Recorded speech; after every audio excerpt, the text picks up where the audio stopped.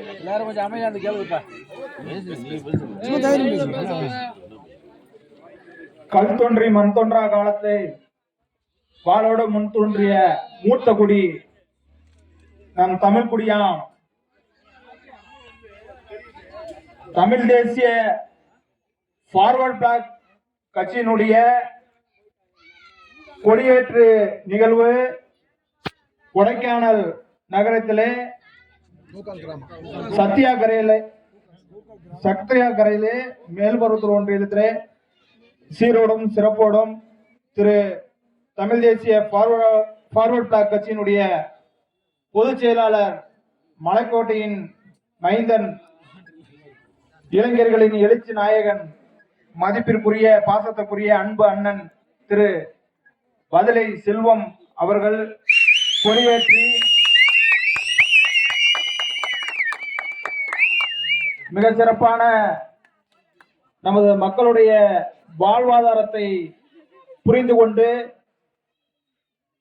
இந்த பகுதியிலே களமாட வந்து கொண்டிருக்கிறார். அவர்களுக்கு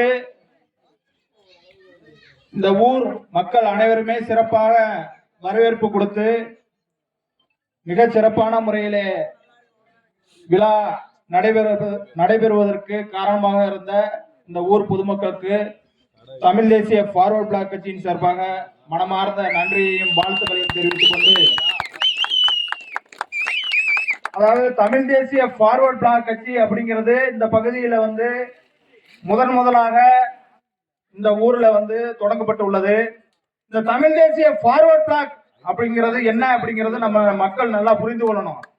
அதாவது எண்ணற்ற கட்சிகள் இருக்கலாம், எண்ணற்ற கட்சிகள் இருந்தாலும் கூட மக்களுடைய தேவைகளை பூர்த்தி செய்வது ஒரு சில கட்சிகள் மட்டும்தான்.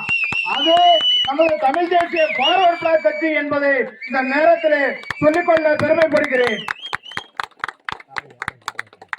நாங்க ஒரு 70-80 கிலோமீட்டர் அங்க இருந்து பயணிச்சு வந்திருக்கோம்.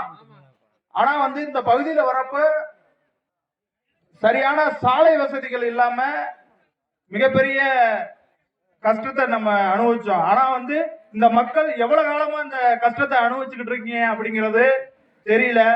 இத நம் மக்களுக்கு நம்ம தலைவர்களுக்கு எடுத்து கொண்டு வந்தது மதிப்பிற்கு மரியாதைக்குரிய அண்ணன் செல்லப்பாண்டி அண்ணன் அவர்களுக்கும், திரு சதீஷ் அவர்களுக்கும், திரு செல்லசாமி அவர்களுக்கும், பவுன்சாமி அவர்களுக்கும், சிவா அவர்களுக்கும், பாண்டியன் அவர்களுக்கும், ஆனந்த் அவர்களுக்கும், சதீஸ்வரன் அவர்களுக்கும் மனமார்ந்த நன்றியை தெரிவித்துக் கொண்டு, இந்த கட்சி வளர்ந்து இருக்கிற கட்சி, இந்த கட்சி மக்களுக்கான உழைக்கின்ற கட்சி. இந்த கட்சியினுடைய அடையாளமே மக்களுடைய அதிகாரம். மக்களுக்கு மீண்டும் அந்த மக்கள் இல்லைன்னா நாங்க கிடையாது, எந்த கட்சியுமே கிடையாது. அந்த மக்கள்